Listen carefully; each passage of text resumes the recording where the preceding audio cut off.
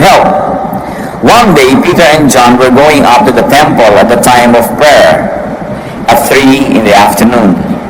Now a man crippled from birth was being carried to the temple gate called Beautiful, where he was put every day to beg from those going into the temple courts. When he saw Peter and John about to enter, he asked them for money. Peter looked straight at him, as did John.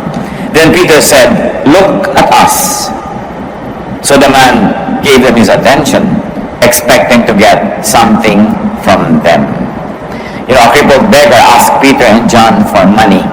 Kaugalian po ng mga tao noong araw, at hanggang ngayon din naman sa maraming mga bahay dalanginan, in many places of worship, nilalagay po nila yung mga may sakit, yung mga lumpo, mga bulag, nasa may pintuan ng templo para sila ay humingi ng limos. Sapagkat inaasahan na bago ka lumapit sa Diyos, gagawa ka muna ng mabuti sa iyong kapwa. Bago ka humingi ng blessing sa Diyos, magbibigay ka muna ng blessing sa iyong kapwa. Meron ding spiritual dimension, yung paglalagay po ng mga may sakit dyan sa paanan ng hagdanan ng mga templo at bahay dalanginan, sapagkat naniniwala rin ng marami na mayroong dadalaw ng mga banal na tao, mga kinakasihan ng espiritu, pupunta doon sa templo at sakali man ay makapagbigay sila ng payo o lunas o kagalingan sa mga may sakit.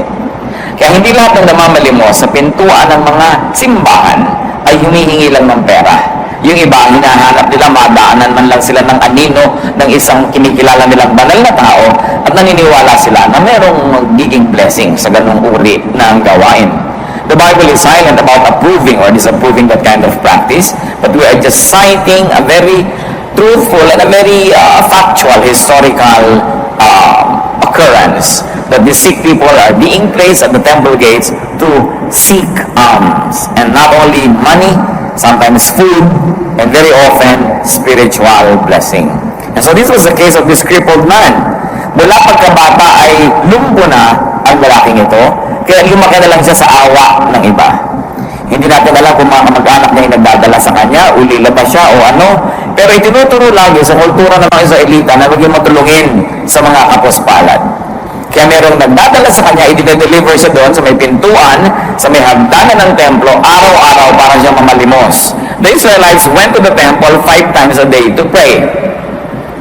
Sa maraming pagkakataon na siya ay matulungan.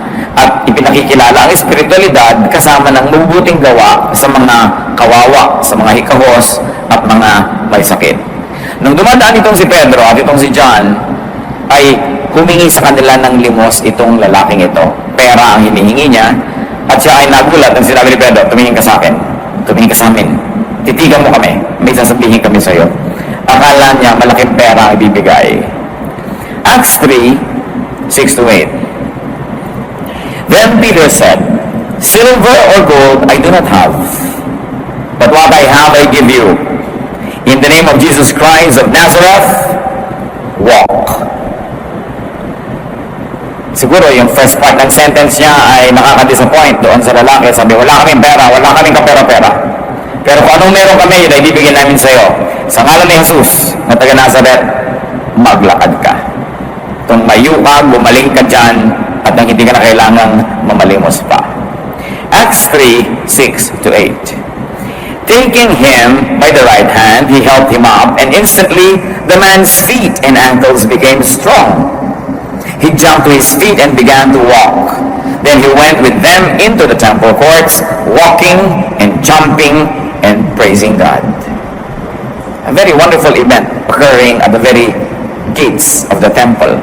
Sabi, wala kaming pera, yung hinihingi mo wala kami, pero meron kang hiningi na meron, hindi hiningi, yun ang meron kami. Meron kami kapangyarihan ni Kristo. At sa pangalan niya, inuutusan ka namin, tumindig ka dyan at maglakad ka. At tapos inabot nila ng kamay itong crippled man at itinulungan tumayo. At ganoon din sa panahon na yon, doon ding oras na yon, gumaling ang kanyang karamdaman. Siya hindi lang nakalakad, nagtatatalon pa, nagsasasayaw, sumunod sa kanila papasok sa templo. So Peter and John had no money, therefore they gave no money. But they gave the power of Jesus Christ. And they gave their hands to help the beggar stand up. That's what they had. They had hands, they had spiritual power in the name of Jesus. That's what they gave. Peter and John gave what they had: company, fellowship. Pagkatapos na tumayo ang lalaking ito, sinama nila, pumasok sa loob. For the first time sa buhay niya, nakapasok siya sa loob ng templo kasi hanggang pinto lang siya. So binigyan ni Pedro at ni Juan itong lalaking ito kung anong meron pa sila, yung kakayahan na sumama at samahan ng lalaking ito. They gave company and fellowship.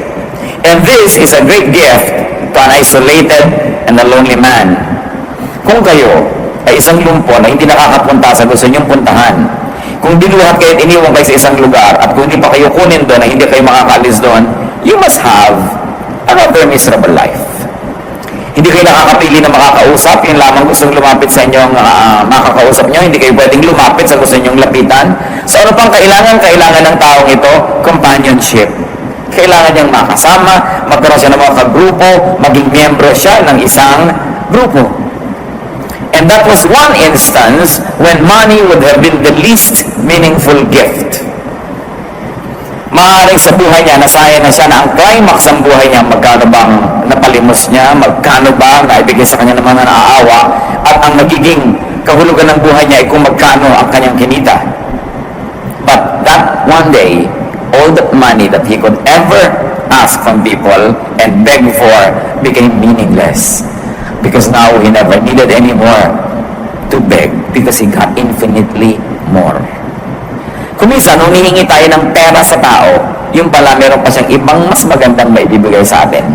At akala natin kung nakuha na natin yung pera na yon ay panalo na tayo. Ganyan din yung mga kuminsan ang dadaya. Gagawin kang business partner, bala ka lang dayain. Pag nakuha yung pera mo, akala niya nakaisa na siya.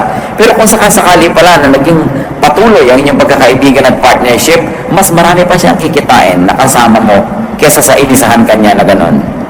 Merong mga nagnanakaw, merong mga gumagawa ng masama, o kaya pipilitin nila na makuha nila yung pera ng kapwa nila, yung parte nila, mana nila, hindi nila alam kung natuwa pala yung kapwa nila na yun sa kanila, mas malaki pa ang naghihintay sa kanilang gantimpala. There are times when money is the least that we could get and receive from people. That's why we must have the spiritual discernment to know when money is not what it counts. Now, lack of money does not have to be equated with inability to help. Isa yan sa nakita po natin na napaka-practical na katotohanan, it doesn't mean inability to give. Pag wala kang pera, hindi ibig sabihin wala ka nang pwedeng ibigay, na wala ka nang pwedeng magawa, na magiging baliwala ka na. So what is important for us is to take stock of what you have and give it. Give from it. Ano bang meron ka? Ano ba ang pwede mong ibigay sa nangangailangan? Ano ba ang pwede mong ibigay sa isang organisasyon na gusto mong tulungan? Ano ba pwede mong ibigay sa isang church, sa iyong bayan? Marami pa.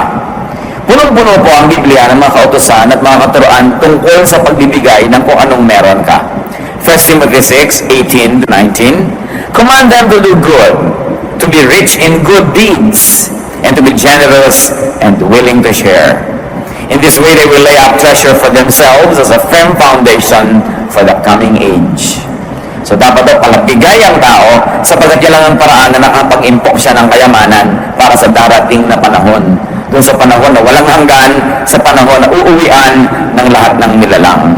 Sabi, iutos sa kanila, turuan niyo sila na laging gumawa ng mabuti. Maging mayaman sila sa pamamagitan ng mabubuting gawa, palabigay, at handang-handa na ang kanyang mga tinatangkilik na mga magagandang bagay ay partihan, hatian ang kapwa. Proverbs 19:17, he who is kind to the poor lends to the Lord, and He will reward him for what he has done. Ang mabuti pala sa mga mahihirap, palabigay, ay nagpapautang sa Diyos. At napakasarap magpautang sa Diyos dahil hindi siya nanunuba. Lagi siya nagbabayad, may sobra pa. Because God will never permit Himself to be any man's debtor.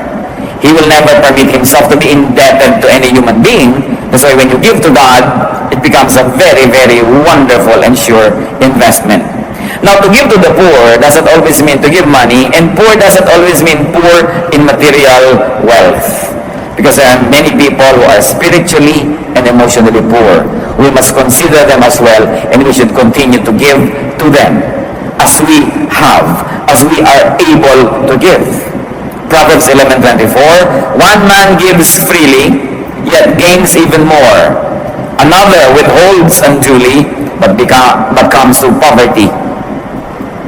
Maobserbahan niyo po sa Biblia, mga kapatid, ang dami-daming mga ironies at mga kabaligtaran. Isa na dito yung binanggit ng Proverbs 11:24, meron daw mga taong sobrang palabigay, pero lalo namang nagkakaroon. At meron naman ang dadamot, lalo namang nawawalan. Kaya napakahalaga na sinusunod natin yung katuruan to be generous, to give when we are able. At bakit po natin ito pinag-uusapan, mga kapatid? Una, dahil talagang foundational to spirituality yung giving. For God so loved that He gave. Yan ang isa sa mga definition ng loving, giving. Sabi nga nila, you can give without loving, but you cannot love without giving. Isang gasgas na yan, quotation na yan, pero totoo, hindi mo pwedeng sabihin nagmamahal ka pero wala kang binibigay. Sabagat ang tunay ng pagmamahal ay naipapahayag sa pagbibigay. And love is not love until you give it away. The intention to give is not yet love. The act of giving is a definition of love.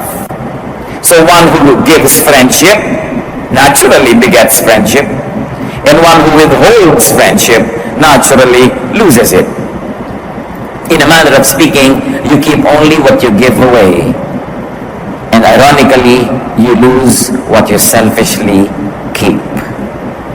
Sa buhay espiritual, marami pong kabaligtaran. Yung ipinapamigay mo, yun lang ang bumabalik sa'yo.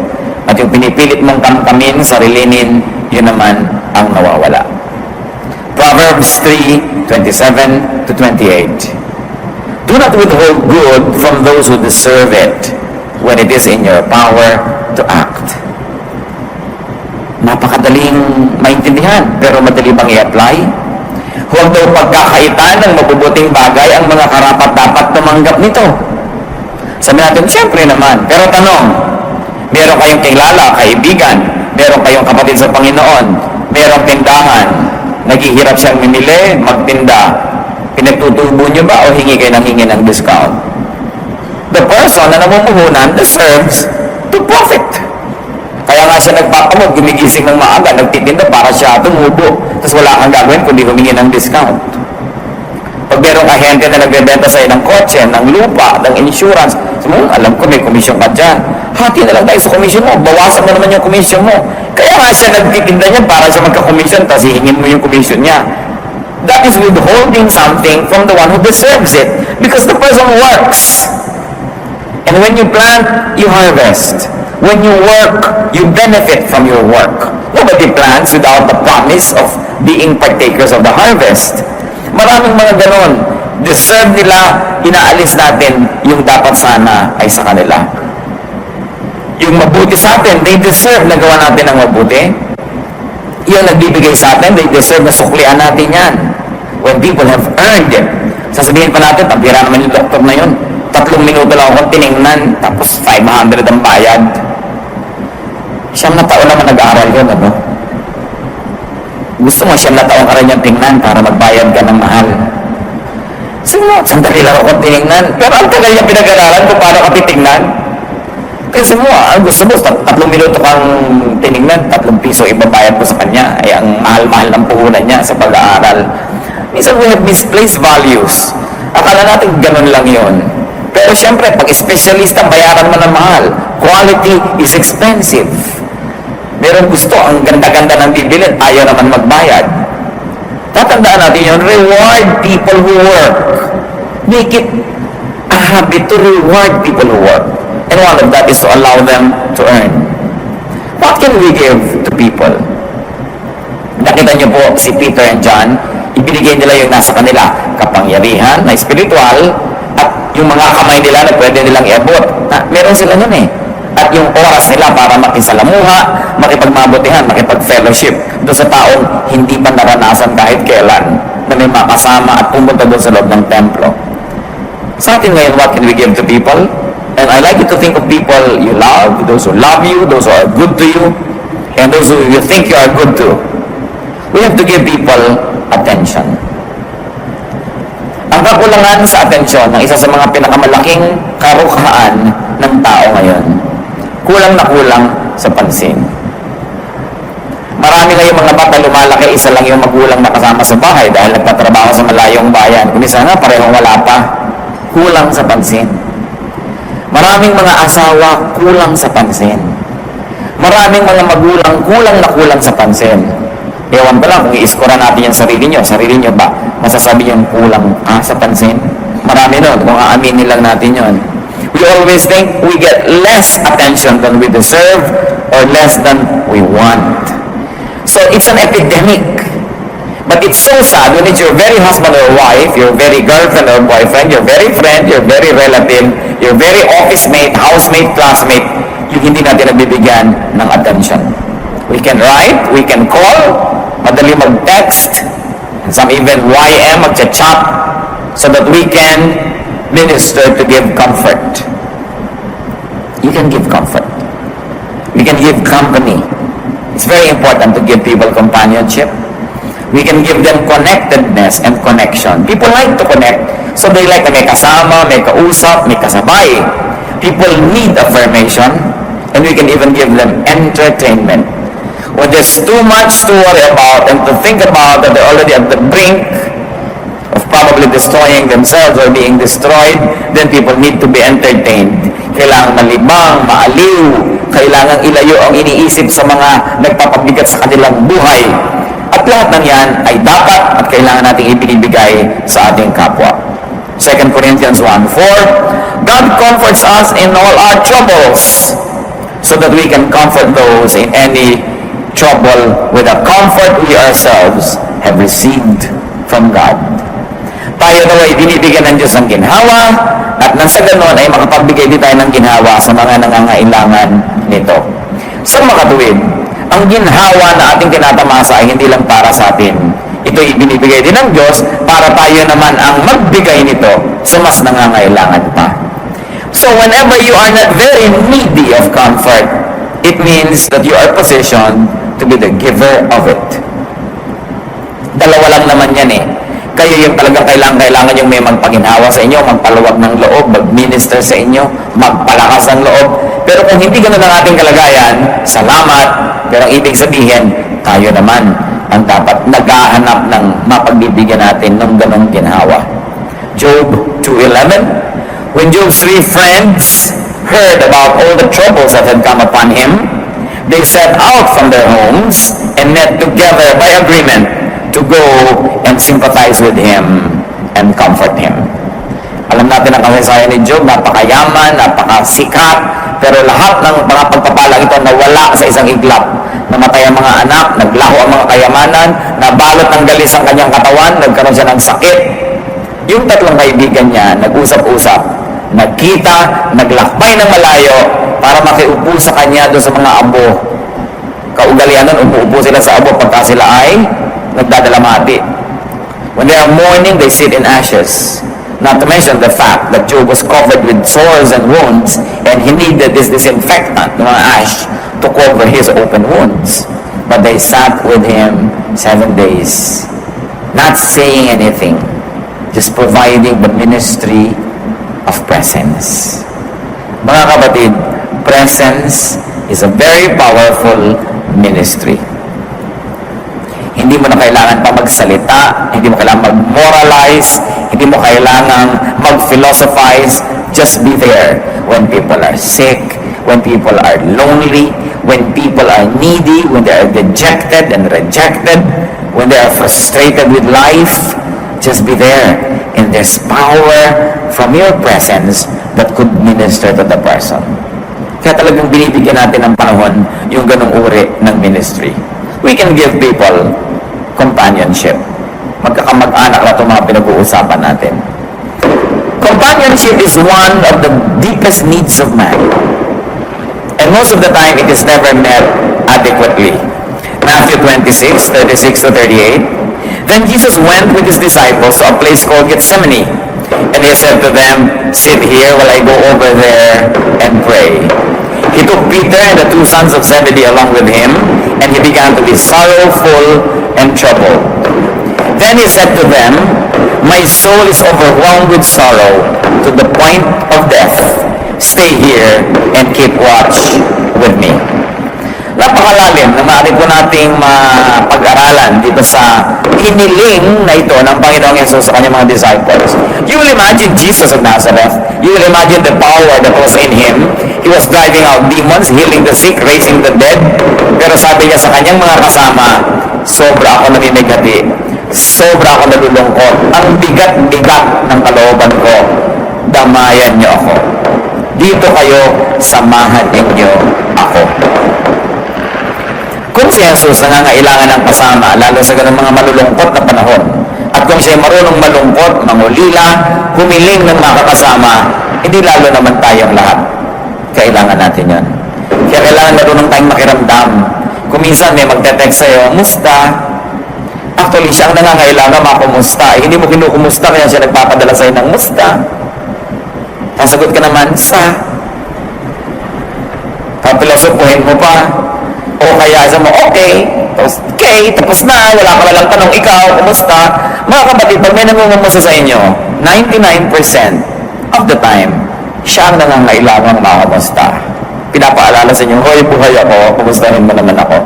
Sasagutin niya naman, ikaw, kumusta ka? Hindi lang, tapos na. Nangangailangan yon.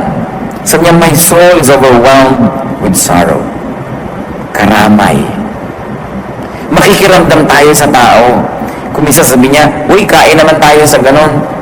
Tama-tama ka naman, kakain ka pa. Yung pasasabihin mo. Hindi naman kasi lahat ng nag-aayang kumain, gustong kumain. Kung minsan ang gusto niya, makasama ka. Wala lang excuse. Yung mga pakape-kape, coffee tayo. Gusto mo naman talaga ng tao kung takot-takot na caffeine sa loob ng katawan niya? Kaya lang, ano sasabihin niya? Magtinginan tayo? Mag-usap tayo? Kaya excuse lang yon para meron kayong magawa because probably they like your company or they need your company. So you don't just dismiss readily what people ask you to do with them because behind and beneath the surface could be a deeper need. And we, especially the people of God who profess to be Spirit-led, must be sensitive to the needs of people. Hindi yung gusto lang natin silang i-Bible study, gusto lang natin silang sermonan, gusto lang natin silang payuhan. Tapos, pagka naman kailangan nila yung mga moments na may kausap, kasama, kaulaya, wala ka naman. Napakahalaga ganitong presence. At itong ating bansa, habang lalo tayong naghahanap ng pera, nagiging industrialized, o kaya nag-export tayo ng labor, sobra-sobra, 10 million mahigit, no? Ng mga overseas Filipinos. Sa bawat isang umaalis, ilan ang nangungulila na asawa, ina, anak, kapatid, ama, kaibigan, kapitbahay, ang dami. Kaya padami ng padami ang malungkot dito sa Pilipinas. Katayo pa naman ang kasiyahan natin, tao eh. Talagang pag may tao, masaya na tayo dyan. Yung mga tao lang nawawala. Kaya yung mga natitira, kailangan nagtutulungan lalo. And we minister to one another. It's greater than the ministry na sabihin mo gagawa ka ng kung ano ng great religious activities. Because the ministry that really pleases the Lord is a ministry that touches the heart. The ministry that comforts the afflicted, that gives comfort to the wounded, and healing to those who are sick. And many people are so emotionally sick. Many times we are so sick as well that we forget that the others are sick also. Nang mahanap na lang tayo ng atensyon, nalilimutan natin yung pinaghahanapan natin nun, nangangailangan din. Na ang tunay na pagmamahalan ay kahit nabibigatan ako sa dala ko, tinutulungan pa rin kita sa dala mo. Na kahit meron ako mga problema dito, nakikisalo pa rin ako sa problema mo. Na hindi ko hihintayan na maging problem-free ang buhay ko para ako magsimula na magbigay ng atensyon sa'yo. Because people are very needy of attention. Of course, we can also give counsel. Proverbs 27:9, perfume and incense bring joy to the heart, and the pleasantness of one's friend springs from his earnest counsel. Ang tunay daw na halimuyak ng isang kaibigan ay nagmumula sa kanyang matalino, maayos, makadiyos na payo. Kaya nagbibigay tayo nun. Naturally, we give people prayers. Wala namang gastos para ipanalangin mo ang isang tao. Liba lang maarte ka, kailangan pang manalangin sa paanan ng bundok, Golgotha, medyo magastos yun. Pero kahit sa kanap, pwede ka mag-pray. So, hindi ka nagkakagastos, pwede mong ibigay yan. 2 Corinthians 1:11, as you help us by your prayers, then many will give thanks on our behalf for the gracious favor granted us in answer to the prayers of many. And of course, you add to your notes, naturally, what Peter and John give Jesus. Kapag ibinigay mo na sa Panginoong Jesus, talagang kompleto na. Pasimula ng pagtanggap niya ng napakaraming mahuhusay at mabubuting bagay. Share Jesus like Peter and John did. But remember this, sharing Jesus needs practical deeds. Hindi lang tanggapin mo si Jesus, period. Kailangan sinasamahan mo, tinuturuan mo, ginagabayan, ipinapanalangin, ibinibigyan ng companionship. Pag pinag-aralan natin yung Christian movement, yung kauna-unahang mga pagsasama-sama nila, they were full of practical ministrations. Hindi sila tagtag ng theology, hindi sila tagtag ng mga kung ano mga difficult studies, pero punong-puno sila ng pagtutulungan, pagmamahalan, pag-ibigan. And that made the initial Christian movement very, very powerful. Because love is the most powerful of all powers. And nobody can resist love when love moves. That's why Christianity was very powerful, because it was propelled by love, defined by love, encouraged, empowered by loving. Do not let lack of money stop you from giving. Minsan meron tayong poverty mentality. Akala natin kung wala tayong pera, tayo na lang lagi dapat ang tumatanggap. Tayo na lang dapat lagi ang mareregaluhan. Libre lahat dahil mahirap tayo. Hindi yun totoo. Pera, isa lang yan sa pwedeng ibigay. Ang dami pang iba. But we should always be giving, because giving gets us involved in the cycle of life. What is life? Inhaling, exhaling, eating, defecating, in, out. Ganun talaga ang buhay. Giving, receiving. If you do not give, you do not complete the cycle. If you keep receiving and receiving and receiving, subukan nyo, mag-inhale kayo. Inhale, inhale, inhale, and don't ever give it up. Don't exhale. Sasabog kayo nun. You'll die. Because you have to inhale and exhale. You have to receive and give so that you will have balance. Giving connects us to people. What better connection can we have with people than the giving connection? That we give to them, they give to us. And that's how interpersonal relationships are strengthened. When we become interdependent, not overly dependent, but we need people and people need us. We give to them and they give to us. That's what the city is all about. That's what the town, the village is all about. People needing people. You want the baker to be there, you want the bartender to be there, you want the preacher to be there, you want the laborer to be there. You live in a village, you live in a town or a city where people minister to people. You don't live a hermit's life. That's what being together is all about. So giving connects. Giving earns for us the privilege to receive, and not only that, to keep receiving. Sometimes you receive, you do not give back. You still receive, you do not give. You still receive, you do not return the favor. You receive, you do not give back. Do you think you can keep on receiving? No, it will stop. Because only logical way to complete the cycle of receiving is giving also. Kailangan nagbibigay. It is only when you give that you continue to perpetuate the recycling of very positive energies. Proverbs 11:25, a generous man will prosper. He who refreshes others will himself be refreshed. Yan ang paraan. Para ka manariwa ang mga pagpapala sa iyo, panariwain mong iba. Para ka madilig, magdilig ka. Para ka sumaya, magpasaya ka. Napakahalagang maisip yon. Giving empties us enough to receive again. Because when you let go, your hands become free to receive fresh supplies. And giving expresses our gratitude to the giver, who is God, and to all other givers who are people. Kung tayo marunong tumanan ng loob, sa Diyos. Pag tumatanong tayo ng ating utang na loob, nagbibigay tayo sa Diyos, sa kanyang gawain, at sa kapwa-tao. Ang isa sa mga pinakamabuting pagtanaw ng utang na loob sa kapwa-tao, lalong-lalo hindi mo na kaya siyang bayaran, wala siya, o hindi niya kailangan, gumawa ka ng mabuti sa iba na hindi rin makakabayad sapagkat walang-wala. Mas hindi ka kayang suklihan o bayaran, mas totoo ang pagbibigay. At doon lang tayo nakakabayad-bayad sa napakarami rin namang tao, hindi na natin kayang hanapin pa para suklian din sa mga kabutihang ginawa nila sa atin.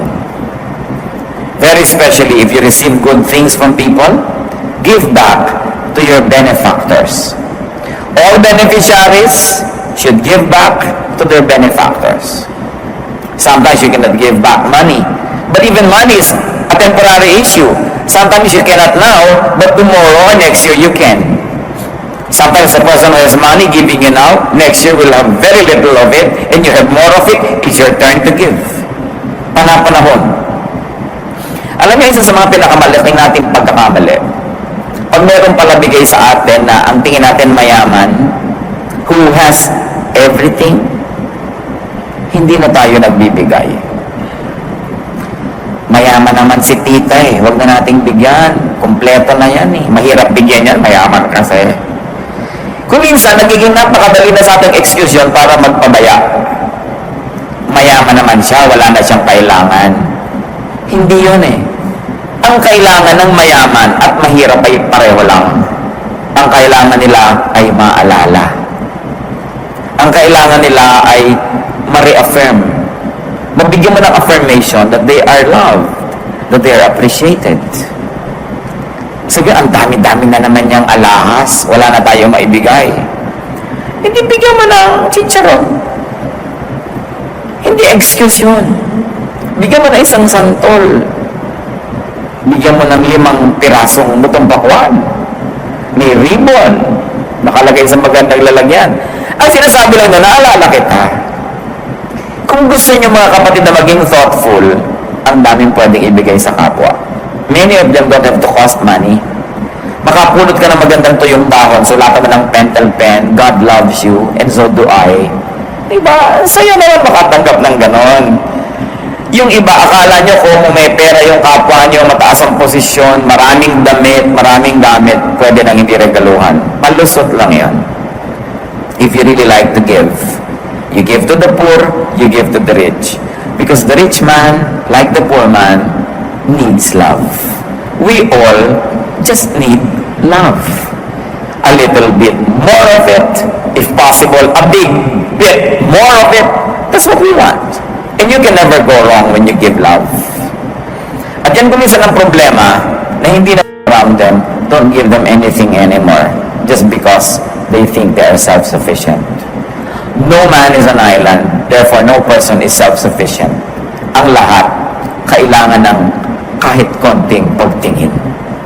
Kahit pa sila, mga sasabihin nyo, makapangyarihan. And a person who gives will not run out of goods and will not run out of friends. It is the selfish who runs out of love. Yung makasarili, ang meron ng kaibigan, nawawala pa. Meron ng nagmamahal, nawawala pa. Kasi ang pagmamahal man, humihingi rin ng katapat na pagmamahal.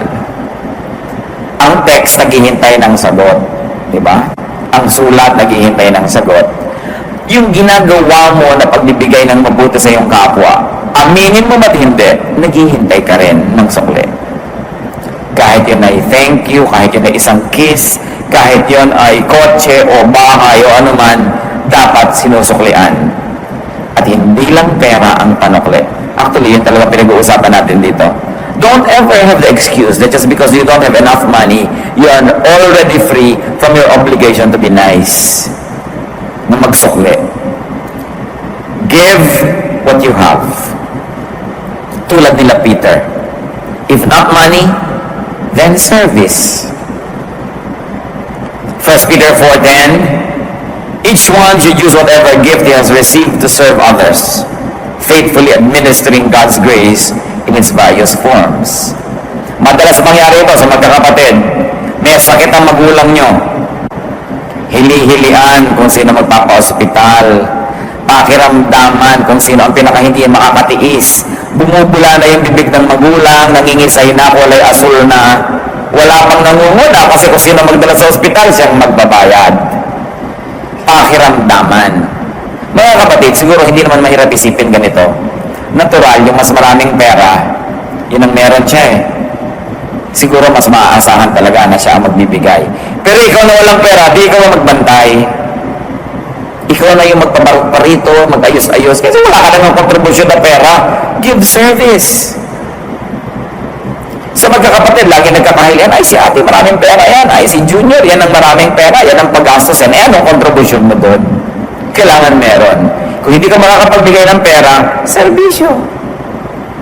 Mahilig kayo maglinis ng mga nicho-nicho dahil November 1, hindi ikaw makakapagbigay ng pintura, ng makalburot, kung ano-ano. Hindi ikaw mag-cool-cool doon, maglinis-linis doon, mag-brush. Kailangan mayroon kayo contribute. Hindi lang pera ang kinocontribute ng tao. Lalo kung wala kang pera, dapat willing ka laging volunteer na maglingkod.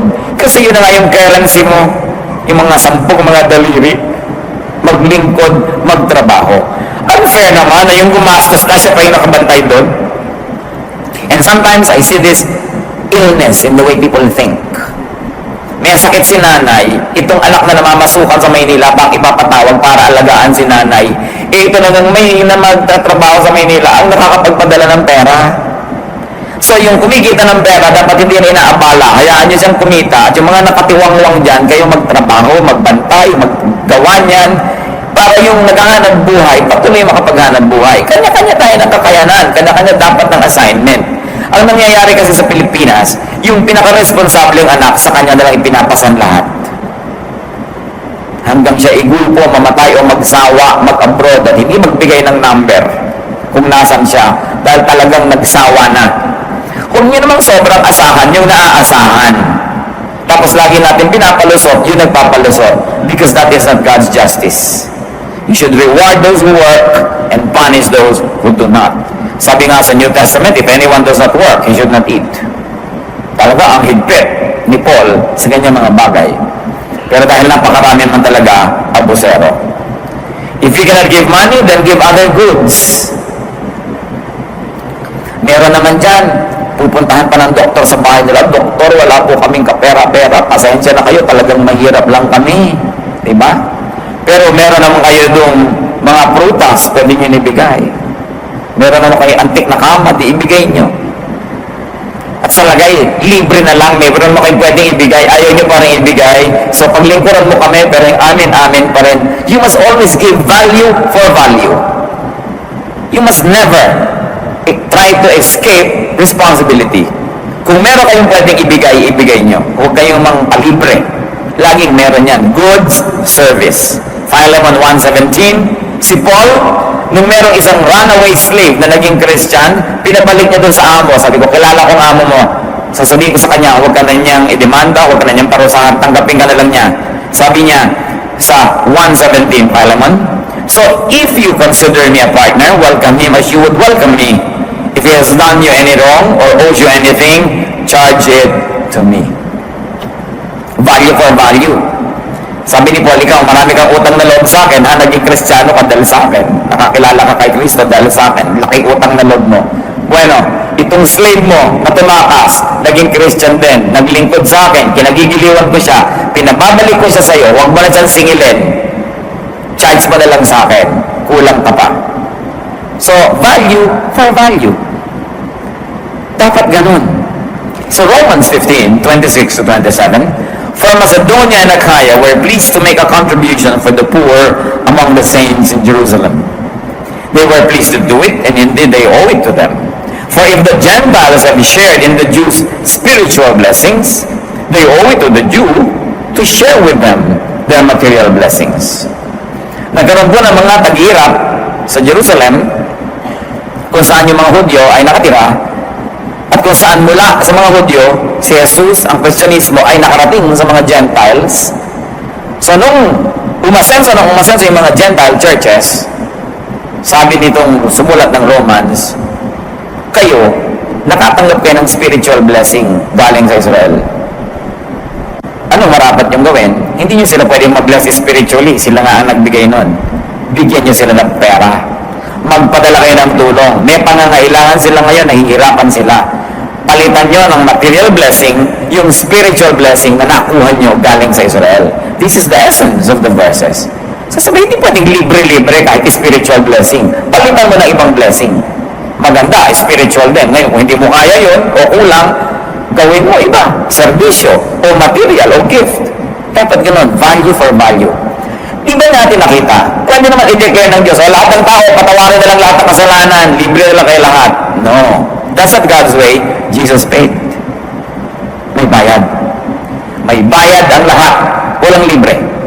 So dapat willing tayo na nagbabayad. Nakikitira ka sa kamag-anak mo, gumagastos ka ng kuryente, tubig, hilig-hilig mo pang mag-plancha, number 3 ka pa mag-electric fan.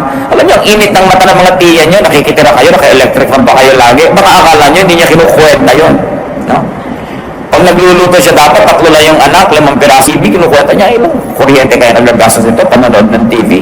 Colored pa. Yung black and white na ibigay niyo dito. Marami kasing tao hindi na nila iniisip.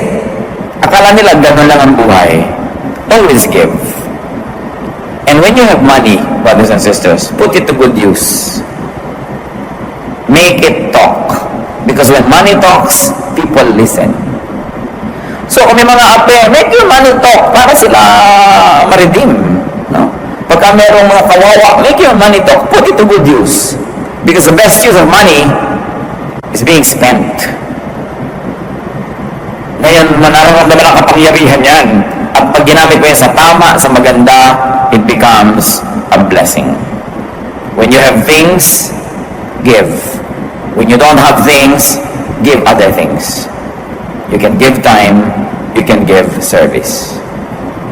Pero alam nyo, sabi nga ng isang kababata ko, sabi niya, ang sarap ipakisama ang pera. Totoo nga naman, yung nakikisama ka, yung bunutan, parang bilis-bilis mo magbunot ng pitaka. Hindi yung bayaran talagang parang hindi mo magbunot-bunot, laging minauna na.